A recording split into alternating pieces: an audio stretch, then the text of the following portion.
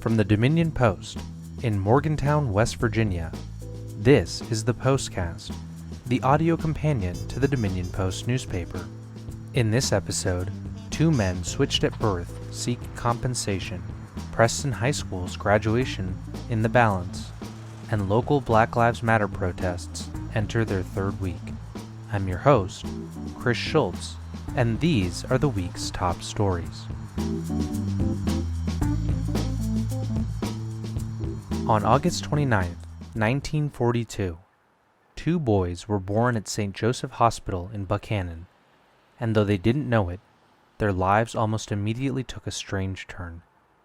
Recent DNA testing reveals that the two babies were switched at birth, and now, nearly 80 years later, John William Carr and Jackie Lee Spencer are suing the Catholic Diocese of Wheeling-Charleston, claiming a, quote, lifetime of consequences from the switch. I'm joined now by Dominion Post Cops and Courts reporter Will Dean.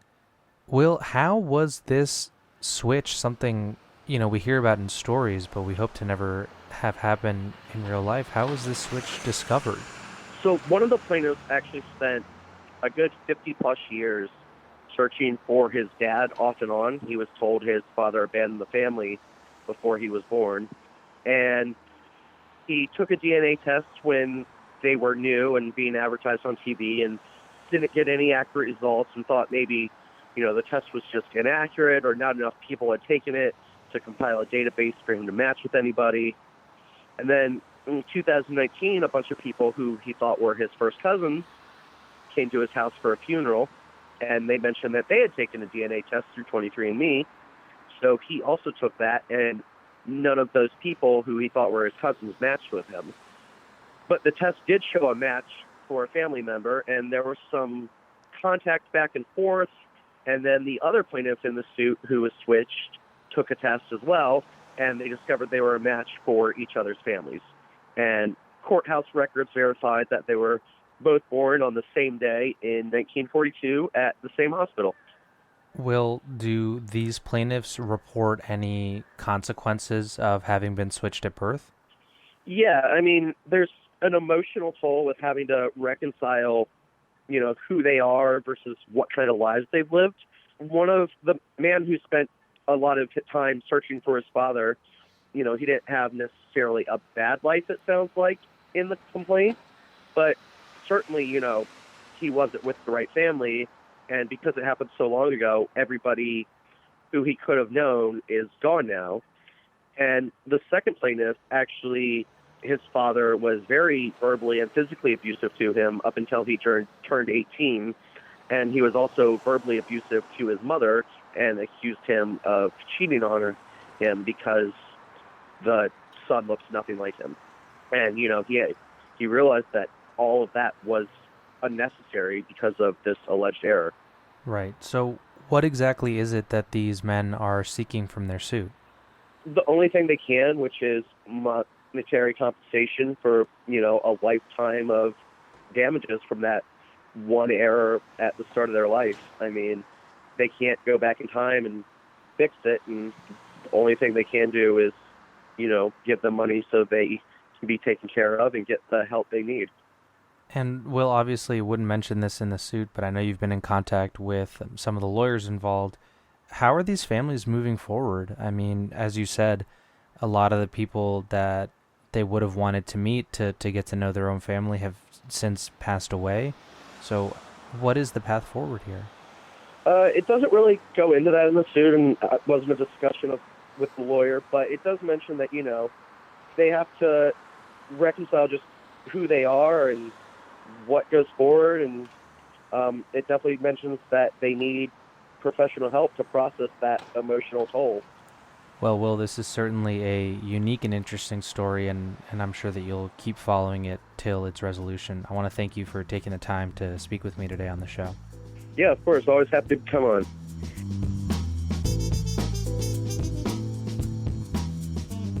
After a spring of worry and at-home learning, many communities across West Virginia are pleasantly surprised to hear that they can celebrate their students with graduation ceremonies. Governor Jim Justice himself has supported the idea several times in his daily press briefings. But earlier this week, the Preston County Health Department announced it would not approve Preston High's outdoor ceremony scheduled for June 18th.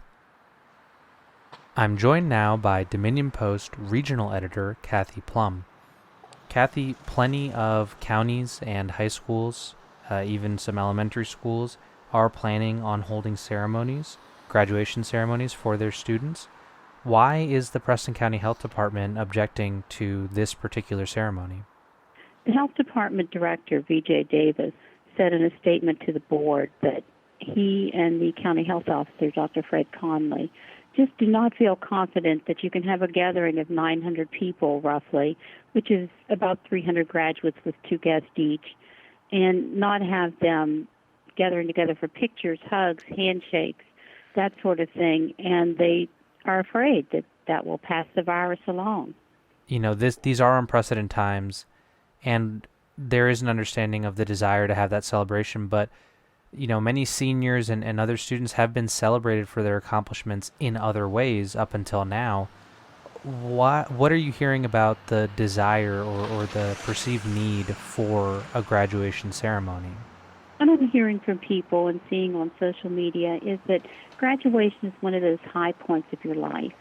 It's one of the things you look back with pride and joy. And these kids haven't been able to get together as a group since March 13th. So this would be one last time for them to gather, to celebrate, to say goodbye, because they may never see some of these kids again or may not see them for 20, 30, 40 years. So it's also a chance for the families to honor them and to celebrate. And I think they are just looking for that emotional endpoint. Now, one person who has advocated to make this happen any way possible for quite some time now has been Governor Jim Justice himself. He has broached the topic ever since it was announced that students would not be returning to their classrooms. He, as recently as earlier this week, even set down a date for when he and his advisors thought that it would be appropriate to start holding these ceremonies. June 22nd was the date that they chose. With that new information, do we think that the Preston Health Department will be reconsidering their decision? Preston School Superintendent Steve Watering has asked the department for its current opinion. What he will do, he said Thursday afternoon, is he's going to take the information from the department, the information from the governor, and present it to the Preston County Board of Education. Now, its next regular meeting is June 22nd, and he said in a post online that he hopes that this will be the final decision and that he takes it very seriously, and that's why they're looking at all their options before asking the board to make a decision. All right, Kathy. Well, we know that this topic means a lot to a lot of people, and I'm sure that we'll be hearing, hopefully, more about this in the coming days as the health department responds. I want to thank you for taking the time to call into the show today. Okay, thank you.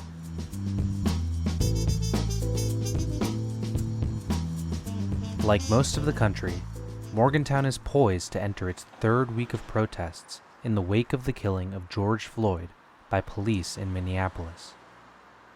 This past Saturday, Morgantown saw its biggest demonstration yet as protesters gathered at the mountain lair before marching through downtown.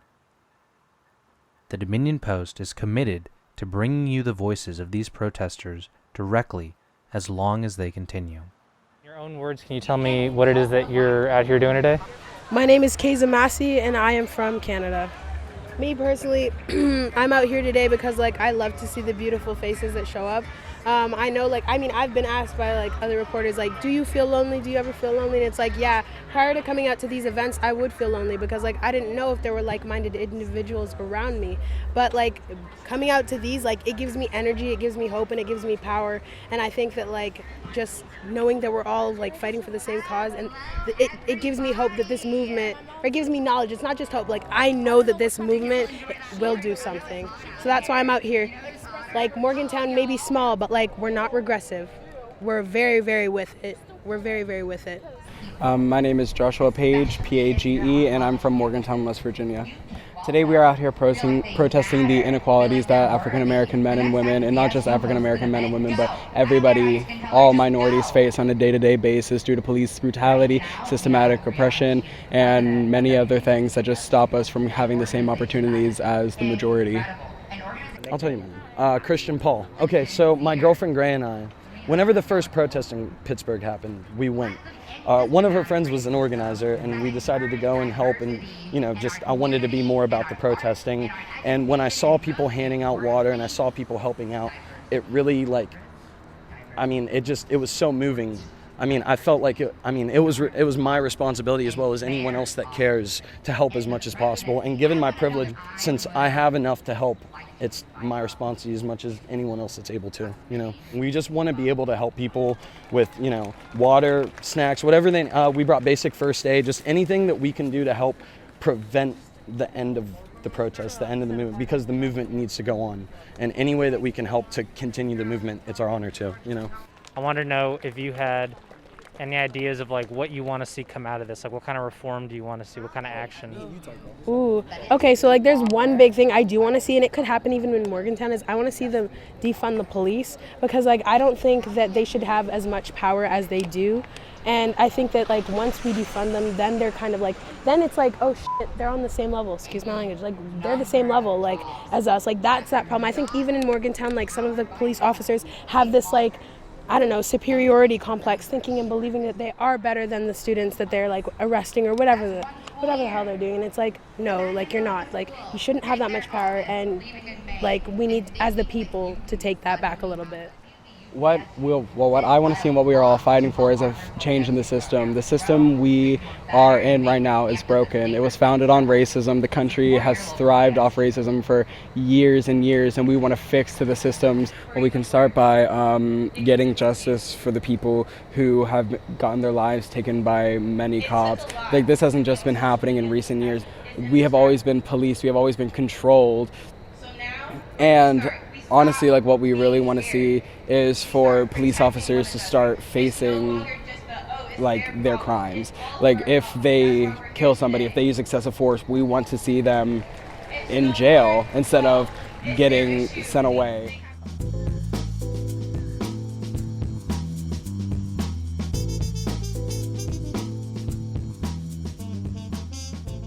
That's all for this week's episode. The links to all the stories we discuss are also in the description of this episode on your podcasting app. If you haven't already, subscribe to make sure you don't miss a single episode. We would also really appreciate it if you would take the time to rate and review us. Nobody's exactly sure why, but a rate and a review combo really goes a long way to boost the show. Be sure to check out our sports podcast, Best of 7.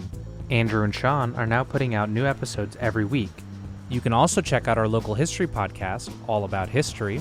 An all-new episode, all about the 1918 influenza pandemic and its impact on Morgantown and the surrounding areas, is live now. We want to hear from you. Do you like the show? Do you hate the sound of my voice? Is it too loud? Is it too quiet? Let me know. Email podcast@dominionpost.com. Or you can reach out on any of the Dominion Post social media. We're Dominion Post, WV, on Twitter, Dominion Post _WV on Instagram, or go to our Facebook page, facebook.com/Dominion Post WV. Tweet directly at me if you like. I'm at Schultz Reports on Twitter. That's SCHULZ. Thank you so much for listening, and I'll see you back here next week. Wash them hands.